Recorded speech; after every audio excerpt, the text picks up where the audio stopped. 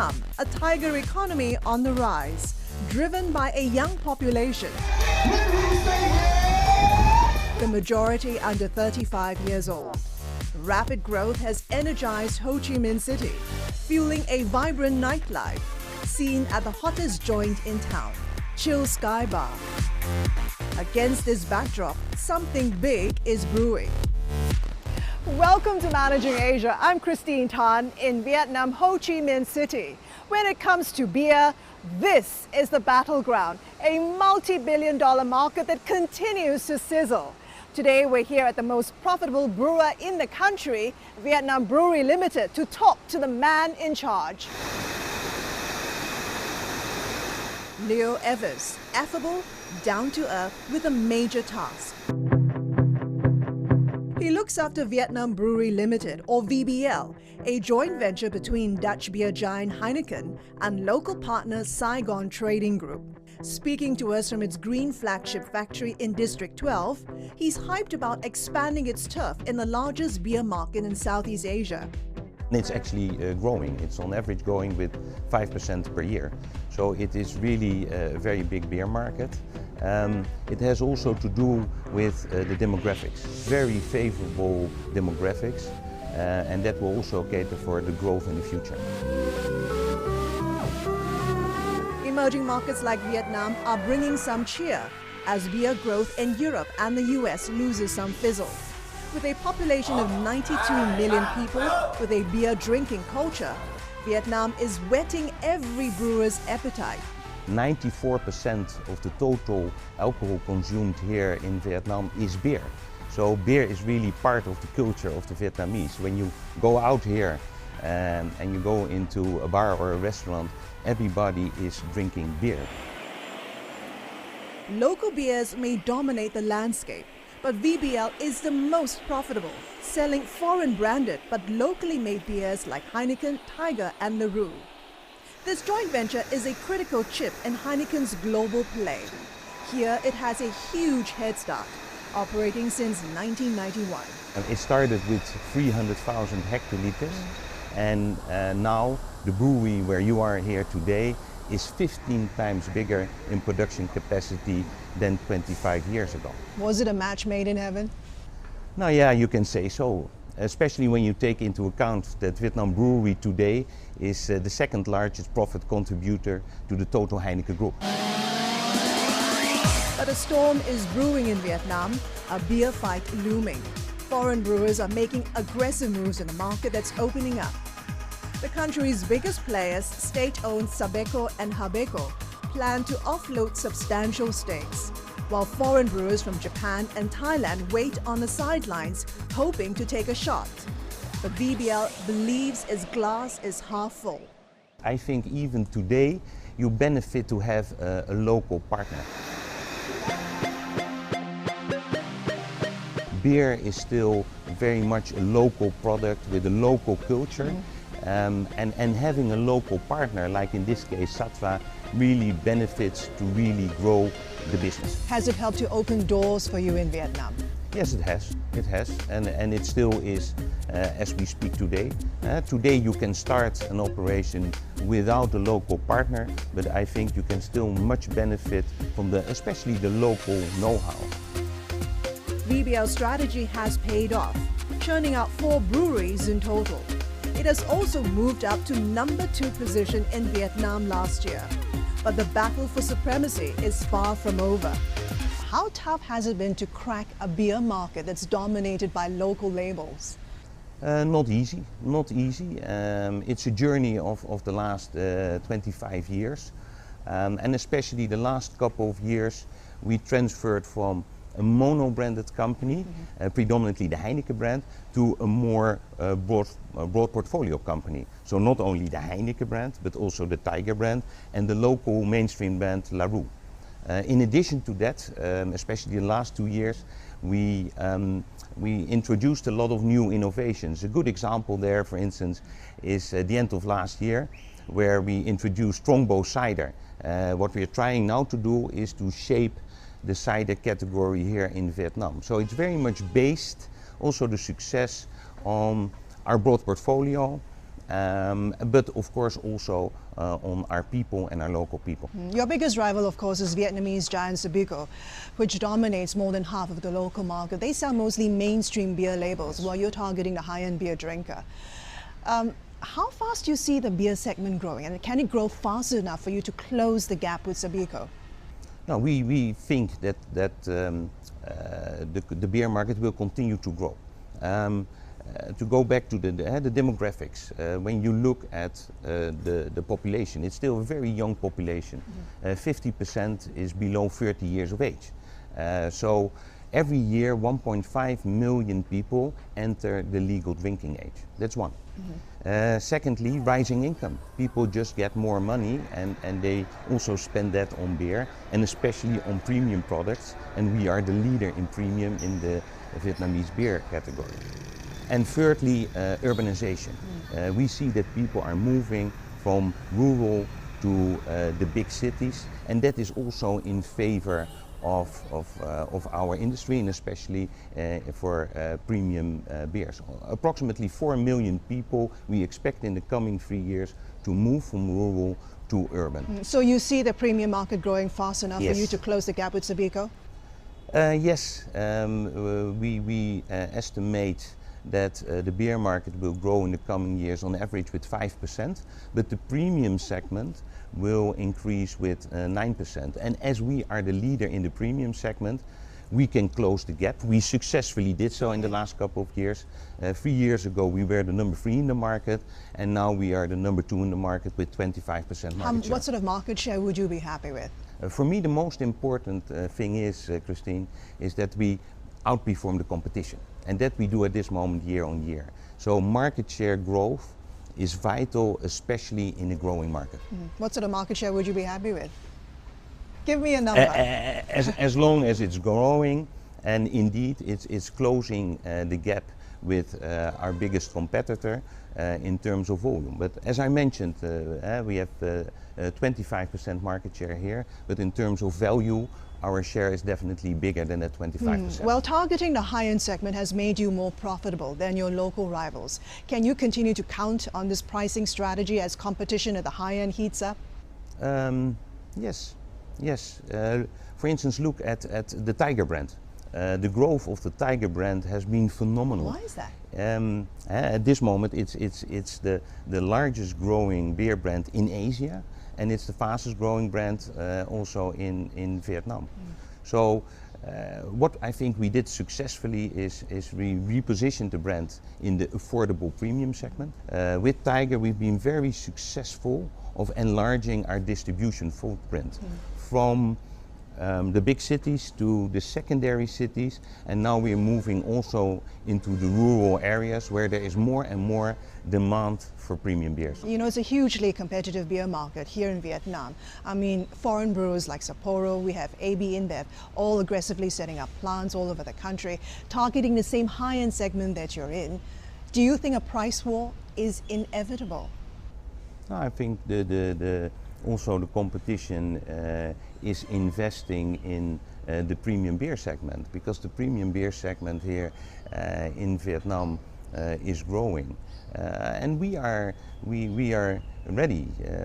Don't forget that we have 25 years of experience. We have our route to market. We have a fantastic distributor network of over 200 distributors that support us already. But are you prepared to cut prices to drive up sales, to get more market share, to maintain your market share?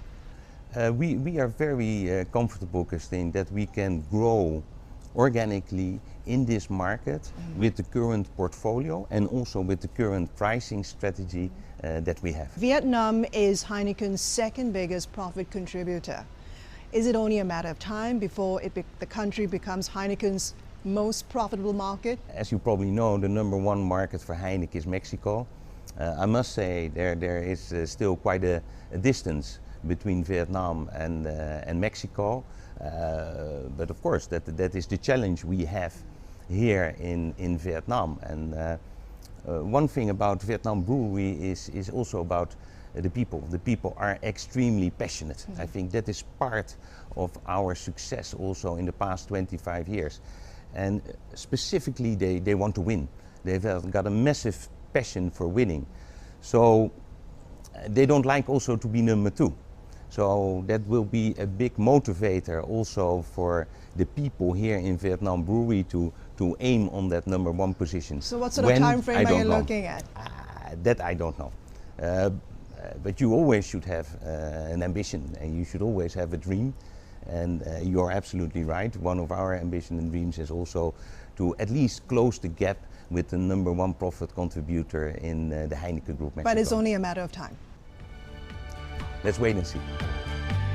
Stay with us. Up next, we asked Leo Evers the impact TPP would have on the beer business here in Vietnam. There will be more important beers in this market. It will go gradually. Is there something Heineken is considering? Managing Asia, we'll be right back.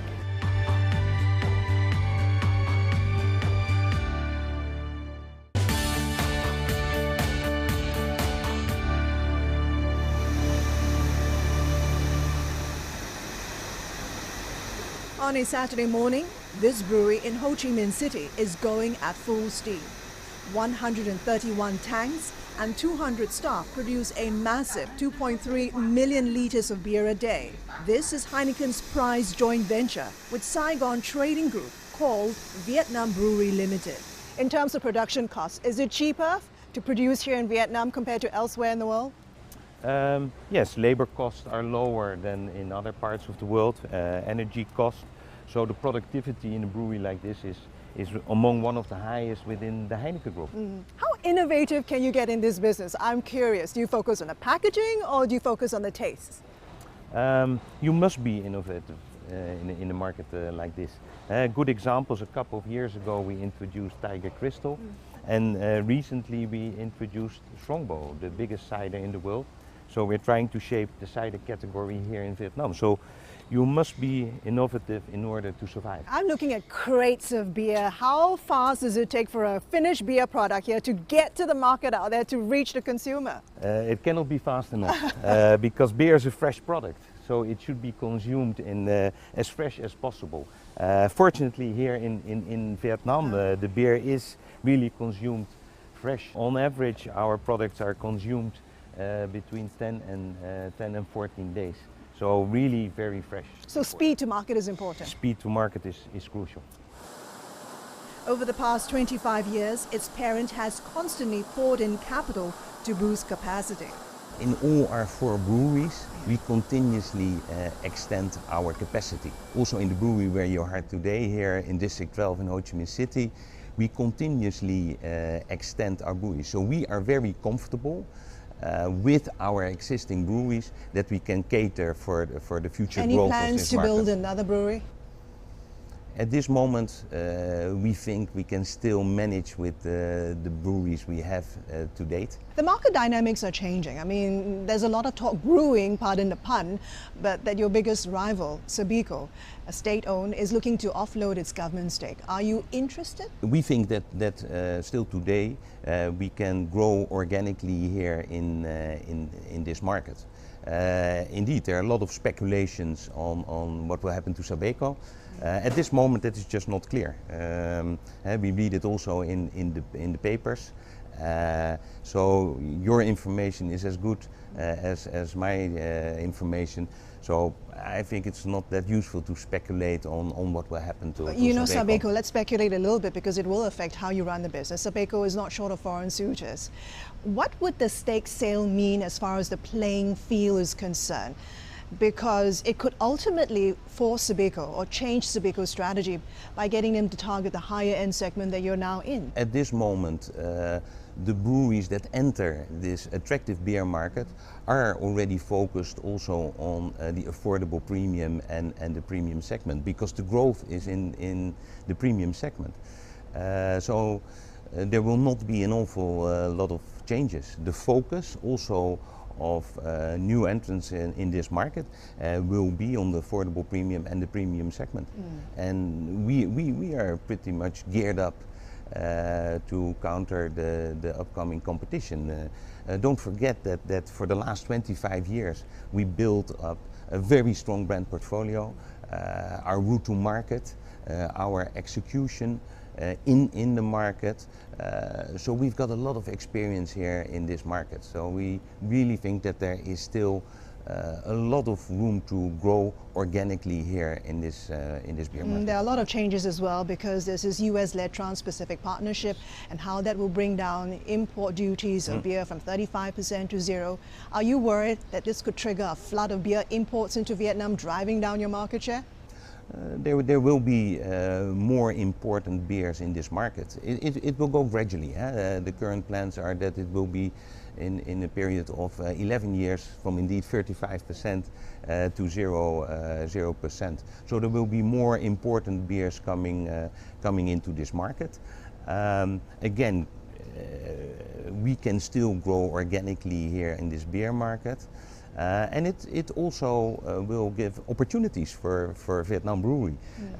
We can import cheaper our beer brands. Is that something Heineken is considering? Definitely. We've got a huge portfolio of fantastic brands that we can all use. So we can import them cheaper.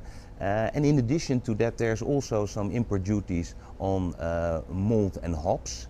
That will disappear in the coming 4 years. So that is an advantage for us as well, that there will be no import duties on those two important raw materials. How much could TPP drive down your production costs for you? Have you done the calculations? A big part is on the raw materials. Currently the import duties on malt and hops is 5%. So that import duty we don't have to pay anymore in the future. So that will drive down costs. But let's say we are a cost-conscious company as well, so we don't only look at driving down the cost via import duties. We've got cost programs throughout the year in our organization to make it as cost-effective as possible. Stay with us, coming up next. You cannot do an awful lot about the red tape outside the company. Inside the company, we really try to manage that as good as possible. Corruption is widespread here in Vietnam. How do you make sure it doesn't drive up the cost of doing business for you here in Vietnam? Managing Asia, we'll be right back.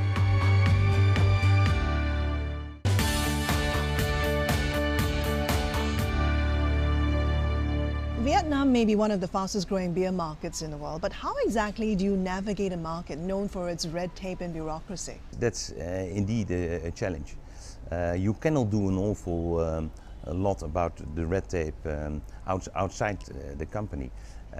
Inside the company, we really try to manage that as good as possible. It is indeed an issue, bureaucracy that is slipping in. I dare to say that within Vietnam Brewery, we cut bureaucracy to really the bare minimum. So we are actively working on that. It also comes back to our people. It's also very much a mindset and an attitude of the people. And already for 25 years within Vietnam Brewery, we are educating our people. So I dare to say that within Vietnam Brewery there is much less bureaucracy than we see around also in other companies. And I know this is a very sensitive issue and a lot of companies don't want to talk about it, but corruption is widespread here in Vietnam. How do you make sure, as the boss of VPL, how do you make sure it doesn't drive up the cost of doing business for you here in Vietnam? No, in that sense, it is very clear. Being part of a big organization as the Heineken Group, where we have a very clear corporate governance, and we 100% align to that corporate governance. So in that sense, it is a topic here in Vietnam, but for us within Vietnam Brewery, we just align with the corporate governance of the Heineken Group, which is, I think, very solid. What's it like heading VBL, Vietnam Brewery Limited, a joint venture between Heineken Asia Pacific and Saigon Trade Corporation? What's it like answering to two stakeholders? How does it affect your decision-making process? Do you still have full autonomy to call the shots? Yes, I have. In my view, it is very positive because the relationship between Heineken and the Saigon Trading Company is a very good relationship. it is a successful relationship. Heineken Vietnam Brewery is one of the most successful joint ventures in the history of Vietnam. So both partners are extremely committed. So I would say I get a lot of support from both partners in order to do, let's say, the business together with the people in the best possible way. Do the two partners always see eye to eye? Do you get caught in between? Never. No, never. It is, as I mentioned, it's a highly productive partnership based on trust and respect. And trust and respect is extremely important here in Vietnam.